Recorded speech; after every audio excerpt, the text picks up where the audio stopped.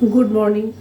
আজকে সোমবার, শুভ দোল উৎসব আর শুভ বসন্ত উৎসব। সবাইকে জানাই শুভ বসন্ত উৎসবের শুভেচ্ছা, ভালোবাসা, অভিনন্দন। লিভিং উইথ মিরিতে সবাইকে স্বাগত। হোপফুলি সবাই ভালো আছো, সুস্থ আছো, বেঁধে বেঁধে আছো।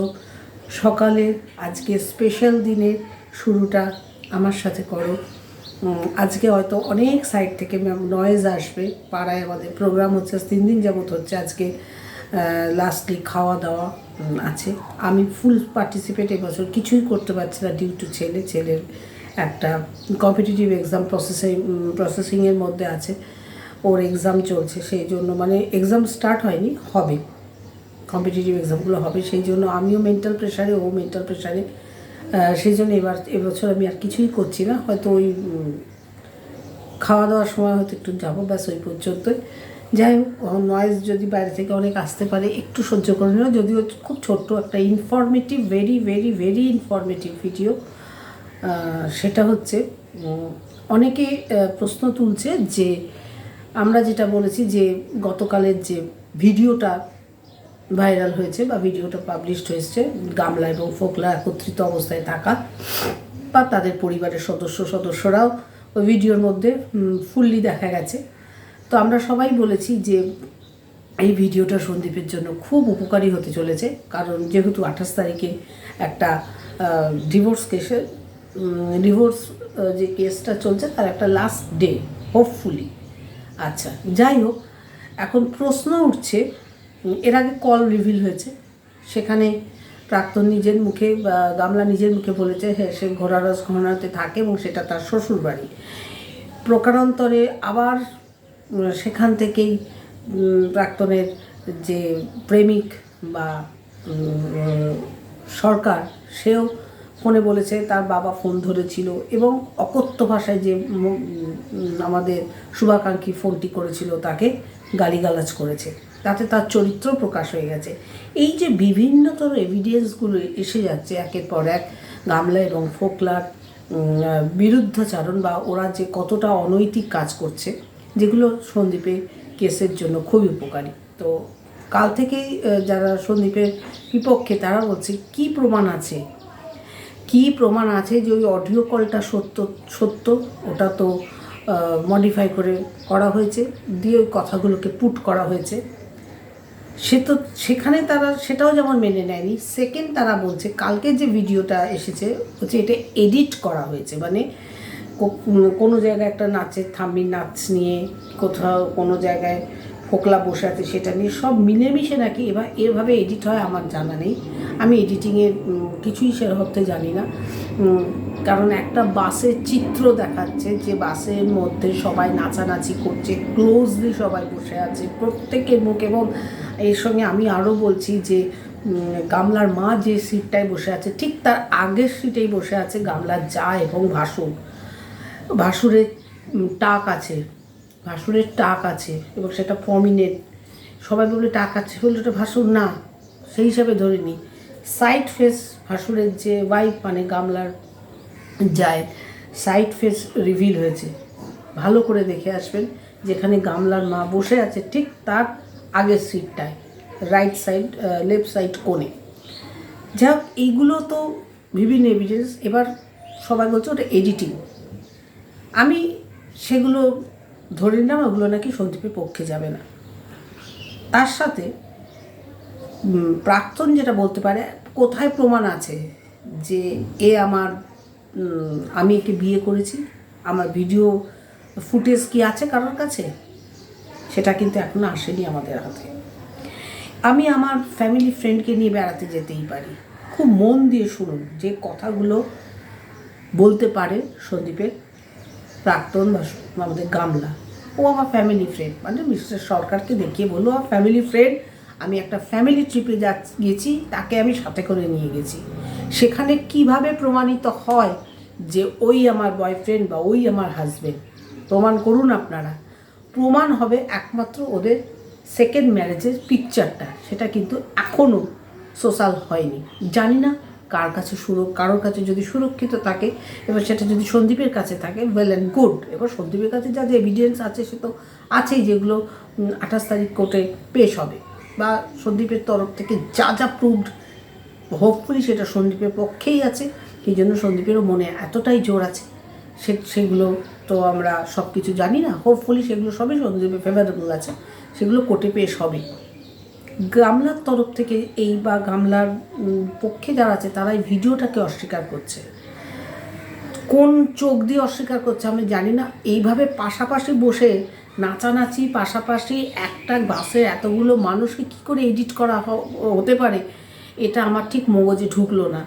মানে এরা কি আজকে অনেকে ড্রিঙ্ক করে আমি জানি, বাধ্য হচ্ছি কথাটা বলতে, আমার মুখ দিয়ে সাধারণত আপনারা শুনবেন না। আমার মনে হচ্ছে প্রাক্তনের যারা শুভাকাঙ্ক্ষী তারা এতটা শখ হয়েছে, ও কাল থেকেই মনে হয় টানতে বসে গেছে, মানে পুরো নেশায় কথা বলছে, মানে ঘোরের মধ্যে কথা বলছে।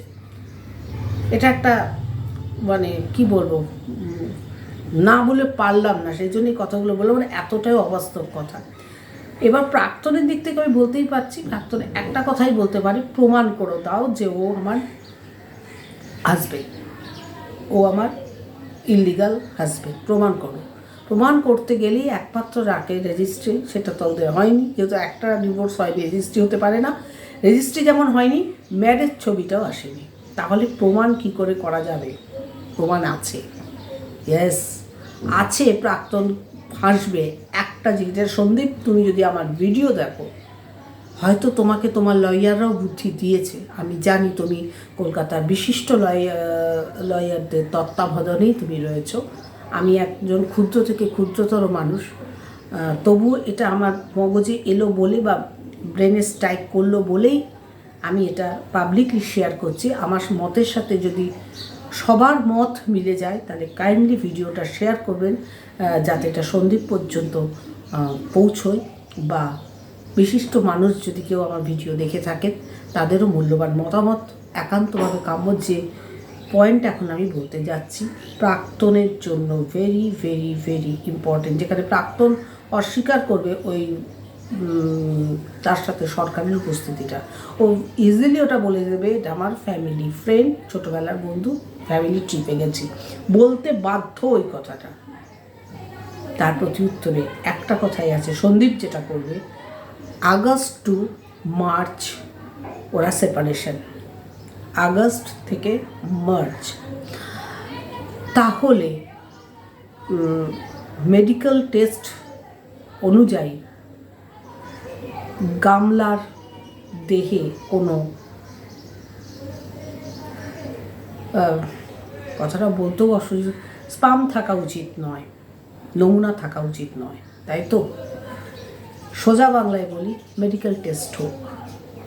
গামলা 7 দিন, 7 মাস সে কিন্তু স্বামী ছাড়া আছে, এইবার তার মেডিকেল টেস্ট হোক।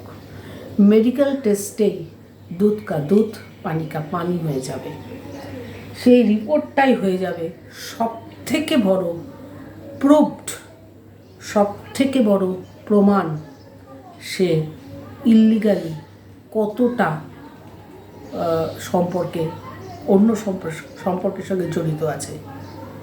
Audio call, video footage, picture সব তো হাতে এসেই গেছে। পিকচার মিনস ওদের এখানে ওখানে ঘুরে বেড়াবার ছবি, বিয়ের ছবি নয়। বিয়ের ছবি এলে এই প্রশ্নটা আমি আনতাম না, যেহেতু বিয়ের ছবিটা আসেনি, সেকেন্ড ম্যারেজ পিকচার আসেনি, সেহেতু প্রাক্তনের পক্ষে এটা অস্বীকার করা খুবই ন্যাচারাল ব্যাপার। ওকে একটাই লাস্ট অস্ত্র, ও 7 মাস সেপারেশনে আছে, তাহলে হিসেব মতো ওর মেডিকেল টেস্ট হলে অনেক কিছু ব্যাপার পরিষ্কার এসে যাবে। এইটাই আমার বলার। এটা আমার ব্রেনে স্ট্রাইক করলো যে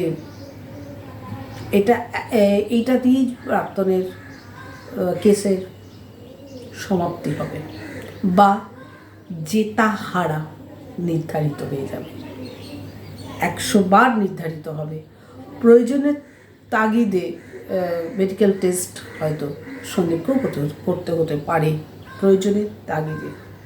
প্রাক্তনের আগে টেস্ট হবে, তার রিপোর্টের ভিত্তিতে প্রয়োজন পড়লে সন্দীপেরও টেস্ট হবে। আমি জানি এই ভিডিওটা আমার পাবলিশ হওয়ার পর নেগেটিভ কমেন্টস বলবো না, খুব নোংরা নোংরা কমেন্টস আমার কমেন্ট বক্সে আসতে চলেছে। আমি জেনে বুঝেই ভিডিওটা করলাম, কারণ আমি পরিষ্কার পরিচ্ছন্ন ভিডিও দিয়েও আমাকে এত বেশি ইনসাল্ট করা হচ্ছে প্রতিটা ভিডিওর মাধ্যমে, যেখানে মাত্র 1213 সাবস্ক্রাইবার, যারা 20,000, 30,000, 40,000 সাবস্ক্রাইবার নিয়ে বসে আছে, তারাও মনে হয় এত নোংরা নোংরা কথা সম্মুখীন হয় না।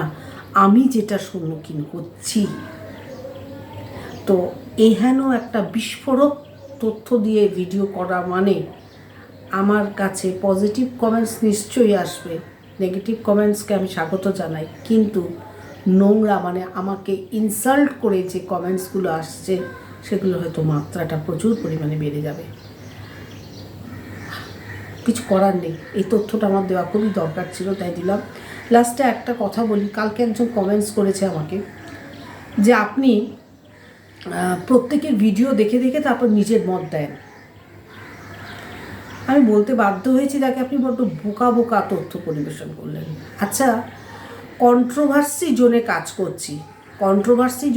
করছি, মানে একটা টপিক্সের ওপর কন্ট্রোভার্সি করছি, সেই টপিক্স বা সেই ঘটনা কেউ পক্ষে কথা বলবে, কেউ বিপক্ষে কথা বলবে, সেপারেট হয়ে গিয়ে কথা বলবেন। এবার পক্ষে যখন কেউ কথা বলতে শুরু করছে, হোপফুলি প্রত্যেকের সঙ্গে প্রত্যেকের একটা মতের মিল আছে বলেই তারা একটা পক্ষ হয়ে গেছে। তাহলে ভিডিওগুলো যখন পেশ হতে থাকবে, হ্যাঁ, তো সিমিলারলি প্রত্যেকের কথার সঙ্গে প্রত্যেকের কথার একটু না একটু মিল থাকবেই। তার মানে এই নয় যে এ ওর ভিডিও দেখে কথা বলছে, ও ওর ভিডিও শুনে তার নিজের ভিডিও চালাচ্ছে, এটা হতে পারে না। কাল যে ভিডিওটা পাবলিশ হয়েছে সেটা সন্দীপের পক্ষে যারা কথা বলেছে প্রত্যেকে যে যার মতো করে পরিবেশনটা করেছে, কিন্তু যেহেতু মত পথ এক, সন্দীপের পক্ষে ভিউয়ার্সদের যেহেতু সবার মত পথ এক, একটা সুতোয় বাঁধা, কিছু কথা তো মিল হবেই। তার মানে এই নয় এই ওকে কপি করে ভিডিও করছে, ওকে কপি করে ভিডিও করছে, যে যার নিজের কন্টেন্টটা এক রেখে দিয়েছে, দেখে নিজের মত পরিবেশন করছে। মত পরিবেশন করতে গিয়ে কিছু মত মিল হতেই পারে, আরে মতের মিল হচ্ছে বলেই তো তারা একসঙ্গে সন্দীপের পক্ষে ভিডিও নামাচ্ছে, বা মতের অমিল হচ্ছে বলেই সন্দীপের বিরুদ্ধে বা টিনার পক্ষ হয়ে ভিডিও নামাচ্ছে। একান্তই বোকা বোকা মন্তব্য ছাড়া এটাকে আমি আর কিছু বলবো না। আপনার মতো মানুষদের না একদম কন্ট্রোভার্সি জগতে আসা উচিত নয়। ডেলি ব্লগস দেখুন, ডেলি ব্লগস অলওয়েজ ডিফারেন্স হবে, কারণ ডেলি লাইফ প্রত্যেকের আলাদা। আমার ডেলি লাইফের সঙ্গে আমার পাশের বাড়ির ডেলি লাইফ মিলবে না। সে যদি ব্লগ করে ডেলি লাইফ, আমি ডেলি লাইফ ব্লগ করে, ডিফারেন্স হতে বাধ্য। কিন্তু কন্ট্রোভার্সি যুক্তিতর্কর জায়গা, সেখানে যুক্তিতর্ক, যাদের সঙ্গে যুক্তিতর্ক মিল হবে তাদের কথা ধারাটাও মিল হয়ে যাবে, বাধ্য হবে মিল হতে। এইখানে কেউ কাউকে কপি করে না। এইরকম মেন্টালিটি নিয়ে কেন কন্ট্রোভার্সি জোনে ঢুকছেন? কন্ট্রোভার্সি জোনে ঢুকে কন্ট্রোভার্সিটাকে অ্যাকসেপ্ট করতে হবে আগে। কন্ট্রোভার্সি কি? কন্ট্রোভার্সি মানে এই নয় লোককে উন্মাত্ত মানে গালাগাল দেওয়া। কন্ট্রোভার্সি মানে এই নয় লোককে পার্সোনালি ইনসাল্ট করা। কন্ট্রোভার্সি তাকে বলে না। কন্ট্রোভার্সি মানে আমার পয়েন্ট ঠিক, একদম ঠিক থাকবে, আমার লজিকে আমার মনে হয়েছে এইগুলো ঠিক কি এইগুলো ভুল, সেইগুলো আমি মেমারিতে আগে রাখবো, অ্যারেঞ্জ করবো, আমি সেগুলো প্রেজেন্টেশন করব।